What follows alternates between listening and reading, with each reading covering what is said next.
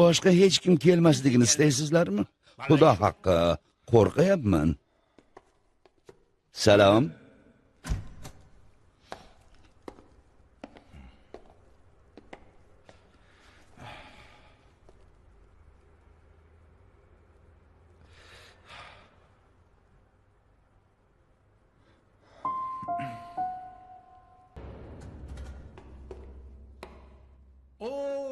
Ko'z tegmasin.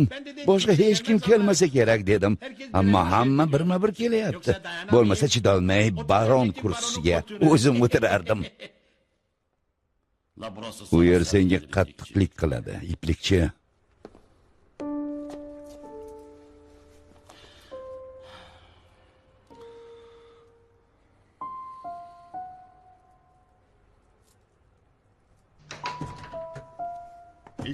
Avval qasamyod qilasan. Qabul marosimidan keyin saylov o'tkaziladi. Bugun baron saylanadi. Bu yerga Mehmet Qoraxonlik bilan birinchi marta kelganim esimda. Bu yerda yurgan birinchi qadamlarimiz.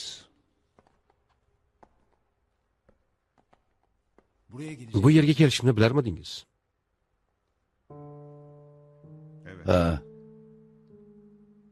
Ammo men Qoraxonlik borligida kelishingni va uning qanday boshqarganini ko'rishingni istardim. Hali yo'limiz uzoq. Birga ko'p narsani ko'ramiz.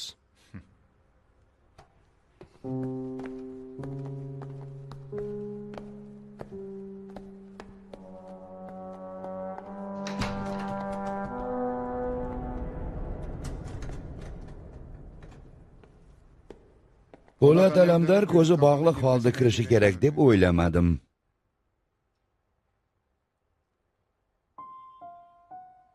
Qasamyod marosimini boshlasak bo'ladi.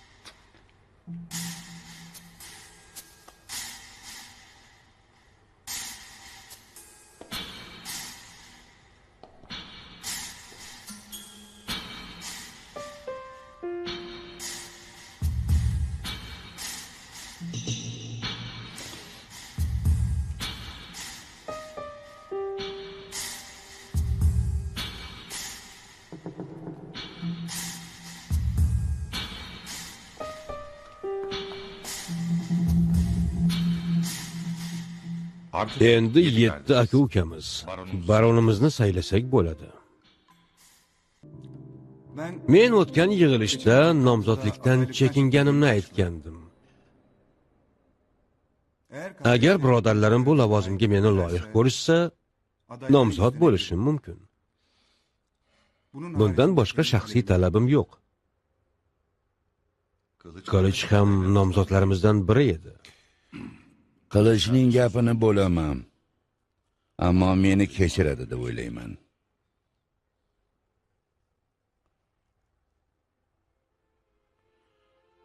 Hammamiz qiyin kunlarni boshimizdan o'tkazyapmiz. Har kuni Sirot ko'prigidan o'tyapmiz. Ba'zilarimiz bu ko'prikdan pastga quladi. Ba'zilarimiz qulash arafasida. Oramizdan boshimizga chiqish uchun ko'p talabgorlar chiqdi. Ammo menimcha hamma bu orada yaralandi. Bundan keyin yaralanishga chidaydigan kuchimiz yo'q. Yo bir bo'lamiz, yoki birga yo'q bo'lamiz. Halil Ibrohimbey vaziyatni juda chiroyli tushuntirdi. Hammamizning istagimiz bizni bir joyda tutib, oldinga olib boradigan baron kelishi. Kecha bu yerda hammamiz birga quvongandik. Po'lat Alamdarning oramizga qo'shilishi uchun bir ovozdan qaror qilganda hammamizning yuzimizda quvonch ifodasi bor edi.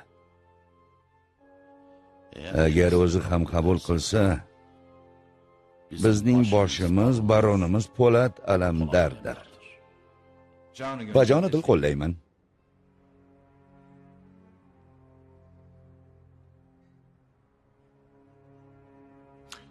Men bu olovli ko'ylakni kiyishga talabgor bo'lganimda yagona maqsadim bor edi.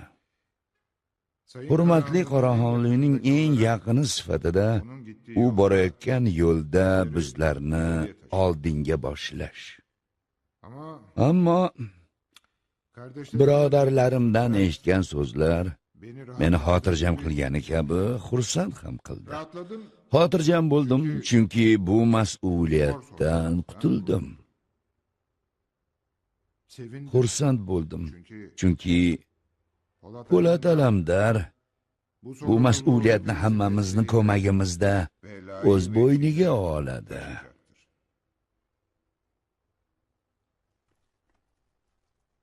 Nomzodlik uchun 3 kishi sizni tanladi, Po'lat Alamdar. Nima deysiz?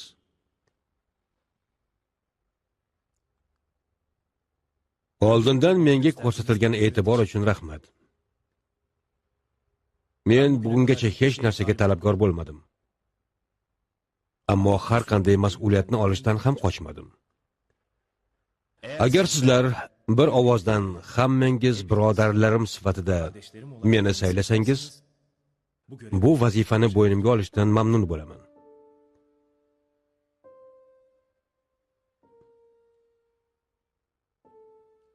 Ammo biringizning qarshi chiqishi yoki betaraf qolishi bunday vazifani qabul qilmasligimni bildiradi.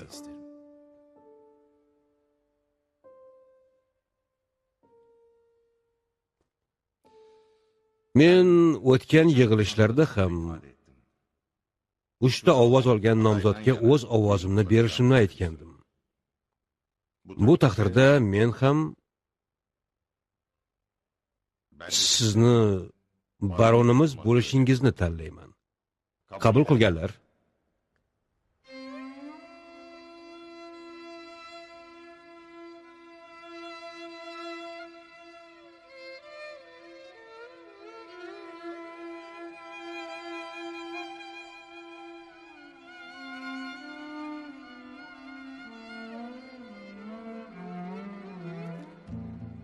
Men bugungacha o'zim uchun hech narsa so'ramadim. Ko'ryapmanki, bugun hamma menga o'xshab barchamiz uchun eng yaxshisini istayapti.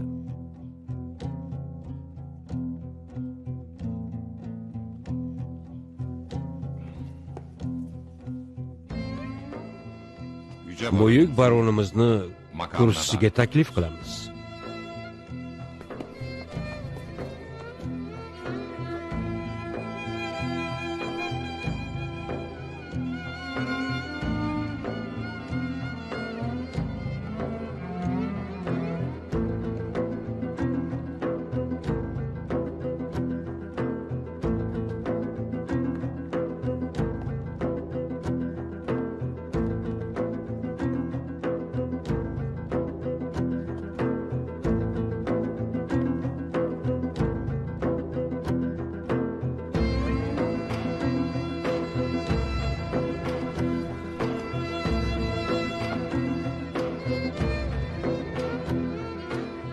Men Po'lat Alamdar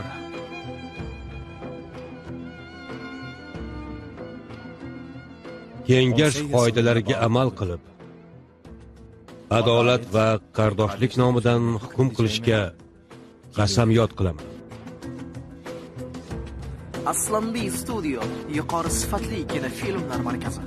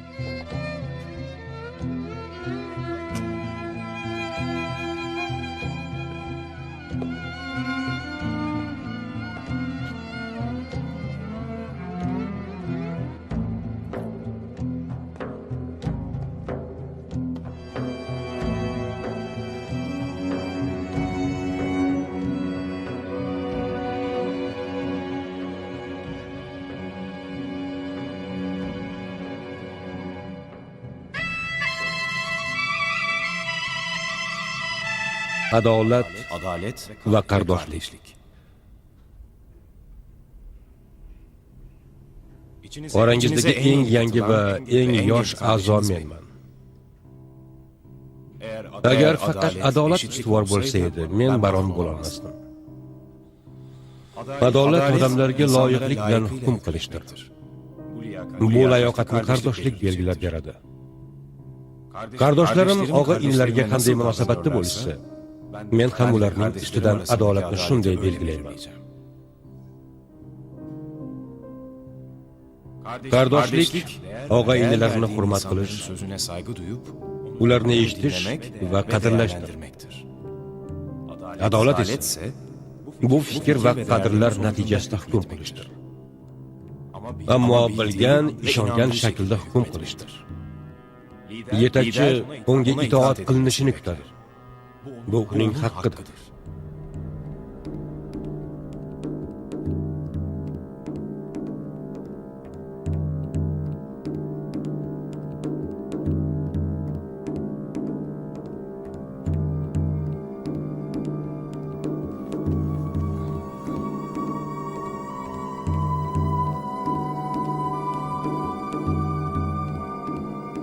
Qardoshlik jasoratdir. Qardoshlik bu ishonch. Qardoshlik ishonishdir.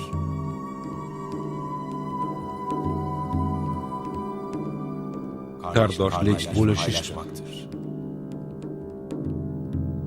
Qardoshlik bu himoyalanish. Qardoshlik bu sadoqat.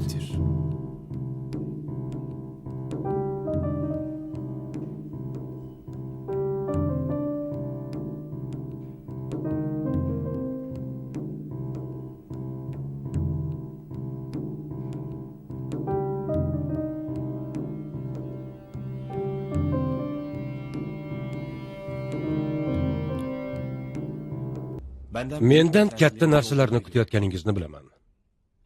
Hamma kutayotgan narsalarni hisobga olib, intiqom hislari bilan hukm qilishdan boshlamayman. Bu yerda o'tmishni gapirmayman. O'tmish uchun javob berishingizni so'ramayman. O'tmishga qarab qolmayman. Ammo o'tmishni ham unutmayman. Bizni yo'q qilishni istaganlarning son sanog'i yo'q. Dushmanlarimizni kamaytirish va yo'q qilish uchun birlik va birdamlikda bo'lishimiz kerak. Dushmanlarimizdan biri endi yo'q. Kirve. Oramizga nifoq solishga urindi. Kuchimizni parchalashga harakat qildi. Qisman erishdi ham. Shu sababli bugun oramizda Xusrov og'a bilan Laziyo yo'q. Buning uchun Kirve o'ziga loyiq jazosini oldi.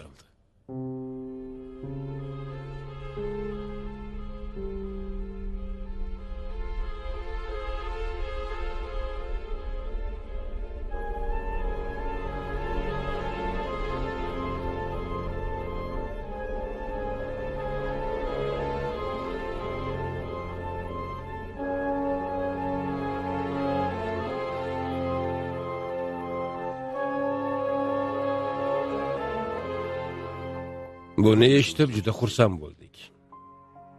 Dushmanning ko'ringani emas, ko'rinmasi, maxfiy bo'lgani xavflidir. Siz bulardan birini yo'q qildingiz. Meni taxminimcha navbatdagisi Ibrohim Og'izqal'a. Uning dushmanligi ochiq-oydin ma'lum. Bizlarga ko'p zarar bergan. Bu hurmatli Qoraxonlining oxirgi orzusi edi. Ibrohim Og'izqal'a va ruslar bizning hamma ishlarimizni o'z qo'llariga olishga urinishyapti. Biz bir-birimizga qarshi bo'lgach, ular ish boshlashdi. Katta havaslar qilishyapti. Shunaqa ko'p pullari borki, sotib ololmaydigan hech kim yo'q. Hamma ishlarga kirishyapti. Qayerda pul bo'lsa, o'sha yerdalar. Sport, turizm, birja, neft konlari xususiylashtirish. Bilaman. Ibrohim Og'izqal'a meni ham diqqatimdagi odam. Samoyel menga va hurmatli Qoraxonliga bu haqda kerakli ogohlantirishlarni qilgandi. Rahmat. Gorbachevdan keyin Yeltsin bilan birga ittifoqdoshlarimiz yordamida Rossiyada juda ko'p yosh boylarni yaratdik, ammo Putin bu vaziyatni yo'q qildi. Ular chet elga qochdi. Bir qismini qamashdi. Putin harakati oxirgi 2-3 yilda Turkiyada tezlik bilan tarqaldi. Bu biz uchun eng katta, eng xavfli dushmandir. Men dushmanlarimizning kimligini juda yaxshi bilaman. Ibrohim Og'izqal'a bizdan zarur javobni oladi. Ba'zi maydonlarda boshliqlarimiz bor. Kim qaysi ishni qilishi aniq bo'lishi kerak. Bunga hammangiz bilan yolg'iz gaplashgandan keyin qaror qilaman. Sizlardan maslahat olaman. Faqatgina shunda ishlarni bo'la olaman. Bu yerda qancha gaplashsak ham menga beradigan ma'lumotlaringiz bo'lmasdan bu gaplarimiz ko'p narsani belgilolmaydi. Sizlarga uchrashadigan kunimizni birma-bir xabar beraman. O'sha vaqtgacha barcha tayyorgarlikni ko'rishingizni va hozirgi vaqtda hech biringiz o'zicha hech kim bilan aloqaga chiqmasligini, kengash nomidan ish olib bormasligini iltimos qilaman barchangizdan.